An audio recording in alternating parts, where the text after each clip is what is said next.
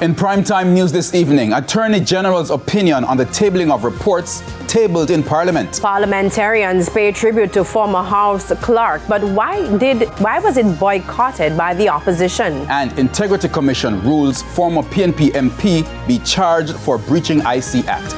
Good evening and welcome to Primetime News. A special welcome to viewers on TVJ International in the Cayman Islands and online at onespotmedia.com. I'm Herman Green. And I'm Janella Precious with a preview of what's to come in business news. Here's Javon Keys.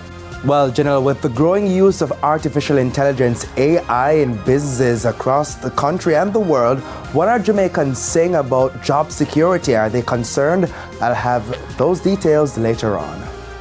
All right, and Spencer Darlington is also here with a preview of what's to come in Primetime Sports. Spencer? Thank you very much, Herman. Well, the Randy Neville JPL quarterfinal playoffs are intriguingly poised after the first legs. We'll tell you more in Primetime Sports later. And Romain is also here with a preview of what's to come in the weather report and forecast. Romain? Thanks, Janella. Now, most of the afternoon showers that we are expecting for the remainder of this week are expected to occur across sections of the west. But we do have sunny conditions in the morning across most places all the way into Saturday. All right, thanks, Romain. Now, there's also sports commentary and E-Prime in the package. But before the break, here's our feedback question. And this evening, we're asking, do you think we should have term limits for certain offices in the public sector? Now, you can share your comments online at facebook.com/televisionjamaica or on X at TVJ News Center. Please.